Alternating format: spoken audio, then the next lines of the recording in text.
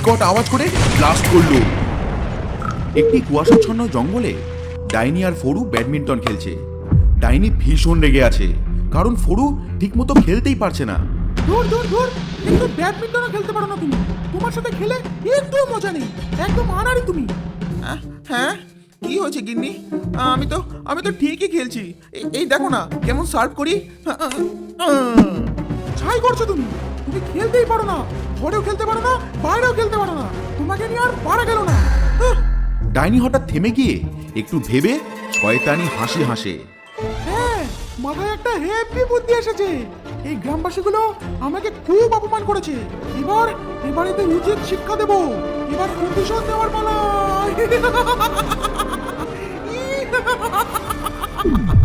ডাইনি ঝটপট একটি হাড়ের কলম নিয়ে একটি চামড়ার কাগজের উপর চিঠি লিখল।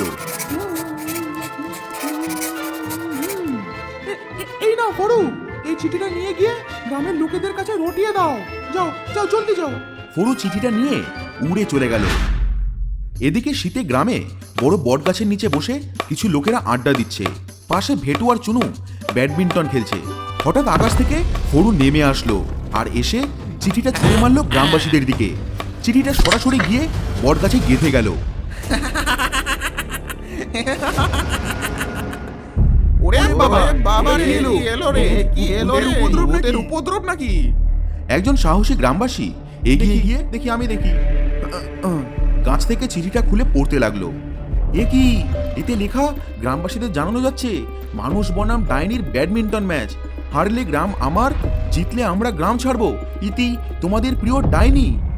এই ডাইনি তো আমাদের অতিষ্ঠ করে তুলেছে। বারবার জব্দ করার পরও এর জ্বালাতন কমছে না। এবার আবার ব্যাডমিন্টন কে খেলবে ওর সাথে? আমি খেলবো। ওই ব্যাটা ডাইনিকে আমি হারাবো। ভেটুর সাথে আমিও খেলবো। আমাদের ব্যাডমিন্টনের জোর ডাইনি এখনো দেখেনি। গ্রামবাসীরা বাচ্চাদের সাহস দেখে অবাক হয়ে গেল।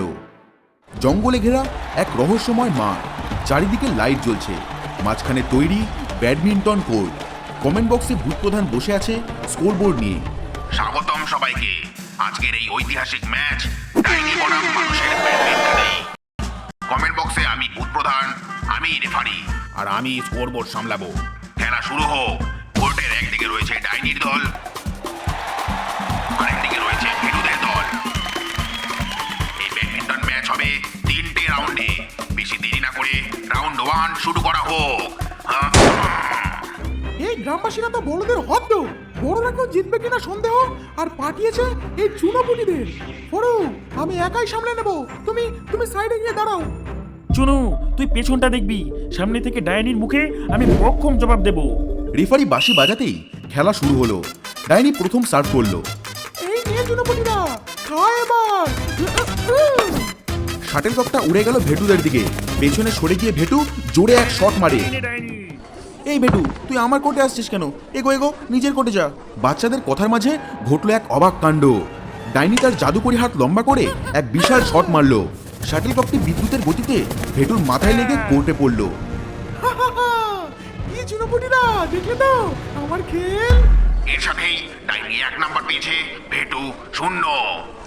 খেলা আবার শুরু হলো। ডাইনি ককটিকে মারতেই সেটি হাওয়ায় ভুতুরে কায়দায় উঠতে লাগলো।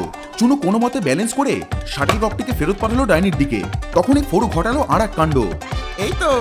এই তো সুযোগ। ফরু হাওয়ায় লাফিয়ে তার মাথা দিয়ে শাটেল ককটিকে এক হেডশট দেয়। এমন জোরে মারলো সেই শাটেল ককটি আগুনের গোলার মতো গিয়ে লাগলো ভেটুর কপালে। ওরে বাবারে, মরে গেলাম রে। উড়ি বাবারে। দেখলে গিন্নি কেমন হেডশট দিলাম? এবার তো একটু প্রশংসা করো। চুপ করবো পড়ো, প্রশংসা পড়া হবে, এখন খেলায় মন দে। প্রথম রাউন্ড শেষ। স্কোরবোর্ড বলছে ডাইনি 2 পয়েন্টে এগিয়ে আছে, ভেটু 0। ডাইনিরা প্রথম রাউন্ডের বিজয়ী। দ্বিতীয় রাউন্ড শুরু হওয়ার আগে ভেটু আর চুনু নিজেদের মধ্যে কিছু একটা ফিসফিস করে প্ল্যান করলো।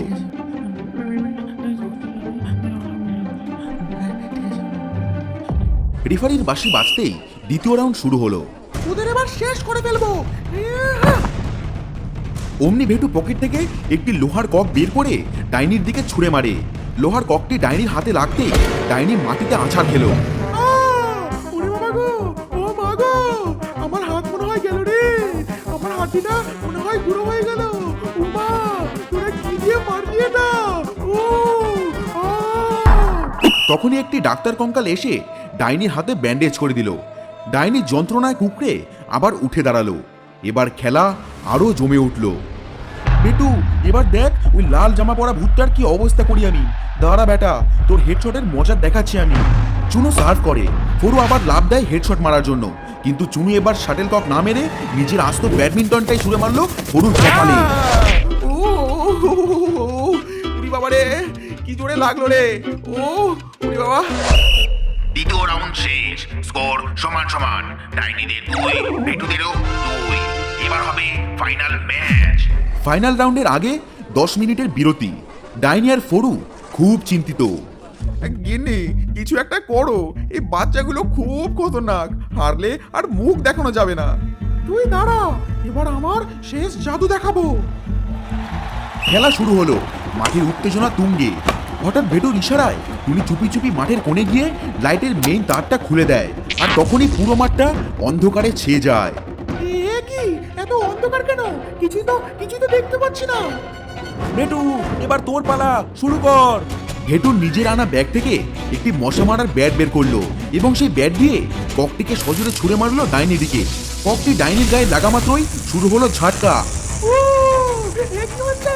আ! আমার শরীরে কারেন্ট চলছে কেন? ওরে বাবা রে, বাঁচাও বাঁচাও! ও, ওরে বাবা রে! এই গিন্নি, তোমার কি হচ্ছে? এটা মির্গি উঠলো নাকি? আরে বাবারে, মাঠের মধ্যে এ কি হচ্ছে? ডাইনির যে কারেন্ট লেগেছে, কিন্তু লাইট তো বন্ধ, কারেন্ট কি করে লাগলো? কেউ কেউ ডাইনির গায়ে জল দে, জল দে। ডাইনি থরথর করে কাঁপতে কাঁপতে হঠাৎ করে একটি বিকট আওয়াজ করে ব্লাস্ট করলো। চারিদিকে ধোঁয়া ছড়িয়ে পড়লো। ওরে বাবারে, এ তো মারাত্মক কাণ্ড। পালাও পালাও, সবাই পালাও। মানুষেরা জিতে গেছে, ডাইনি হেরেছে। পালাও পালাও পালাও পালাও পালাও পালাও। ওরে বাবা রে, বাঁচাও বাঁচাও! ও, ওরে বাবা রে! চুনু আবার লাইট জ্বালিয়ে দিল। দেখা গেল ডাইনি কয়লার মতো কালো হয়ে মাটিতে পড়ে আছে। ডাইনির চুল সব খাড়া হয়ে রয়েছে, হাত পা বেঁকিয়ে গেছে। ওরে ওরে, কি হলো আমার? আমি আর জীবনে ব্যাডমিন্টন খেলবো না রে। পড়ু পড়ু, আমাকে ধরাধরি করে বাড়ি নিয়ে চল। বন্ধুরা, দেখলে তো ডাইনিকে কেমন জব্দ করলাম। এই ভিডিওটি তোমাদের যদি ভালো লেগে থাকে তাহলে চ্যানেলটিকে সাবস্ক্রাইব করে বেল আইকনটি প্রেস করে দাও। আর